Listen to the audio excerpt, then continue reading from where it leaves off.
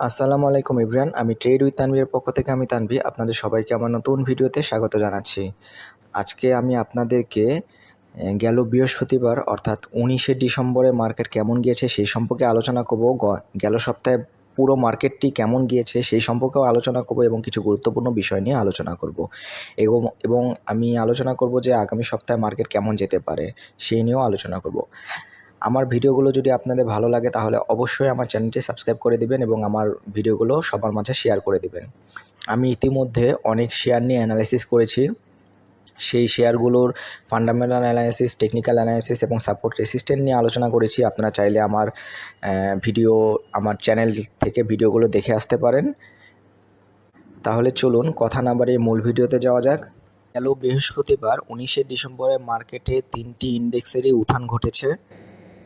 মার্কেটের মূল সূচক 13.36 পয়েন্ট আপ হয়েছে। মার্কেটের সরিয়া সূচক 4.42 পয়েন্ট আপ হয়েছে এবং ডিএসসি 30 সূচক 8.24 পয়েন্ট আপ হয়েছে। এদিন লেনদেন হয়েছে 335 কোটি 59 লাখ টাকার শেয়ার, যার মধ্যে দাম বেড়েছে 116টি কোম্পানির এবং দাম কমেছে 200 কোম্পানির এবং অপরিবর্তিত ছিল 76টি কোম্পানির শেয়ারের দাম। গেইনারের দিক থেকে টেক্সটাইল এবং ফার্মাসিউটিক্যাল কিছুটা ভালো করেছে অন্যান্য সেক্টরের তুলনায়। ভলিউমের দিক থেকে শুধুমাত্র ফার্মাসিউটিক্যাল কোম্পানিগুলোই ভালো করেছিল। যাই হোক, এখন আমরা চলুন মার্কেটের টেকনিক্যাল চার্টের দিকে চলে যাই। এটি হচ্ছে মার্কেটের টেকনিক্যাল চার্ট। এখানে দেখা যাচ্ছে যে আমি বেশ কয়েক মাস আগে আমি 5টি জোন এঁকেছিলাম। এর মধ্যে দেখা যাচ্ছে যে মার্কেট তৃতীয় এবং চতুর্থ জোনের মাঝখানেই ওঠানামা করছে, অর্থাৎ মাঝে মাঝে চতুর্থ জোনের ভিতরে ঢুকে যে আবার উপরের দিকে উঠে যাচ্ছে এবং তৃতীয় জোনে ঢোকার চেষ্টা করছে। এই হচ্ছে তৃতীয় এবং চতুর্থ জোনের মাঝখানে মার্কেটটি ওঠানামা করছে বেশ কয়েকদিন থেকে। এখন বর্তমানে মার্কেট তৃতীয় জোনে ঢোকার চেষ্টা করছে, গত 3 দিন থেকেই চেষ্টা করছে।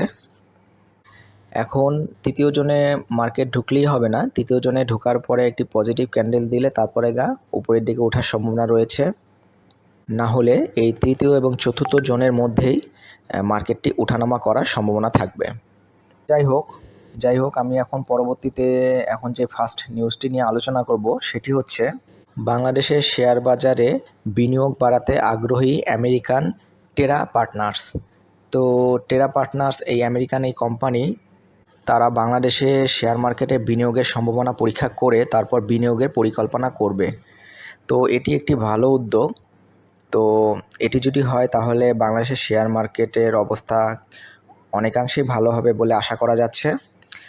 যাই হোক, আমি এর পরবর্তীতে যে নিউজটি নিয়ে আলোচনা করব সেটি হচ্ছে শেয়ার বাজারে নতুন বিনিয়োগকারী এসেছে 12,451 জন। এই নিউজটিতে বলা হয়েছে যে অন্তর্বর্তীকালীন সরকারের মেয়াদের 3.5 মাসে শেয়ার বাজারে 12,451 জন নতুন বিনিয়োগকারী এসেছে। মাঝখানে দেখা যাচ্ছিল যে শেয়ার বাজার থেকে বিনিয়োগকারী দিন দিন কমে যাচ্ছিল, এখন বর্তমানে আস্তে আস্তে বাড়া শুরু করেছে। সো এটা একটি ভালো উদ্যোগ, এটি একটি ভালো খবর বলা যায় শেয়ার মার্কেটের জন্য। এই নিউজটিতে আরও বলা হয়েছে যে এই সময়ে অর্থাৎ এই 3.5 মাসের মধ্যে 337 জন প্রবাসী ও বিদেশি বিনিয়োগকারী কমেছে। এটা একটা খারাপ উদ্যোগ, এটা একটা খারাপ নিউজ, কারণ হচ্ছে বিদেশিরা অর্থাৎ প্রবাসীরা শেয়ার মার্কেটে বিনিয়োগে অনাগ্রহী হয়ে পড়ছে আস্তে আস্তে। তো তাদের মধ্যে আগ্রহটা বাড়াতে হবে।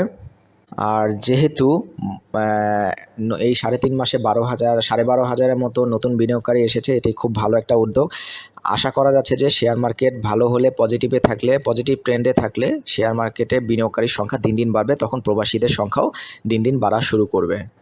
তো আমি এখন পরবর্তীতে যে নিউজটি নিয়ে আলোচনা করব সেটি হচ্ছে বিনিয়োগকারীদের মূলধন ফিরেছে 7,500 কোটি টাকা। এই নিউজটিতে বলা হয়েছে যে গেল সপ্তাহে 7,500 কোটি টাকা মূলধন ফিরেছে, অর্থাৎ বিদায়ী সপ্তাহে প্রথম কর্মদিবসে বাজারে মূলধন ছিল 6,52,496 কোটি টাকা এবং সপ্তাহের শেষ কর্মদিবসের লেনদেন শেষে বাজারে মূলধন দাঁড়িয়েছিল 6,59,205 কোটি 51,90,000 টাকা। অর্থাৎ এই হিসাবের মধ্যে গেল সপ্তাহে শেষ কর্মদিবস পর্যন্ত বাজারে 7,500 কোটি টাকার মূলধন ফিরেছে। এটি বাজারের জন্য অনেক ভালো একটা পজিটিভ নিউজ।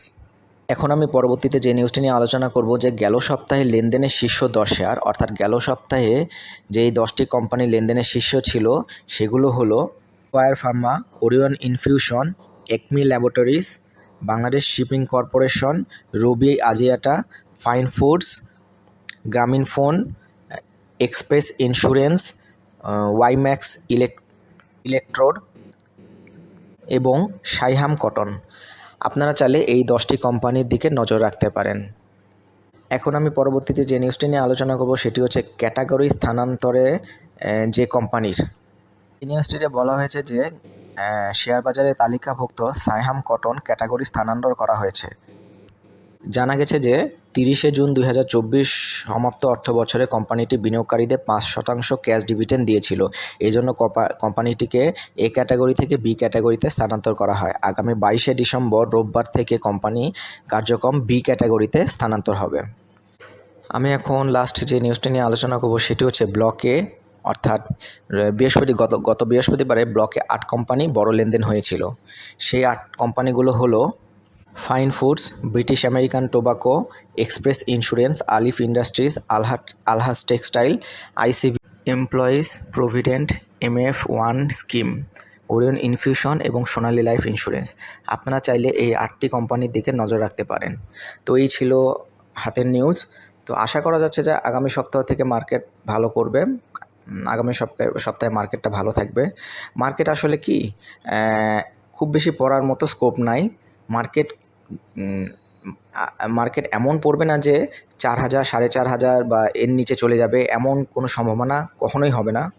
মার্কেট বড়জোর 5050 পর্যন্তই নামতে পারে, এর থেকে বেশি নামার স্কোপ নেই আপাতত। তো যাই হোক, আশা করা যাচ্ছে যে মার্কেট ভালো হবে। তো আমি আগামীতে কিছু শেয়ার নিয়ে অ্যানালিসিসমূলক ভিডিও দিব। তো আশা করি সেই ভিডিওগুলো আপনারা দেখবেন। তো আমার ভিডিওগুলো যদি ভালো লাগে অবশ্যই আমার চ্যানেল সাবস্ক্রাইব করে দেবেন এবং আমার ভিডিওগুলো সবার মাঝে শেয়ার করে দেবেন। তো আজকে এই পর্যন্তই, সবাইকে ধন্যবাদ জানাচ্ছি।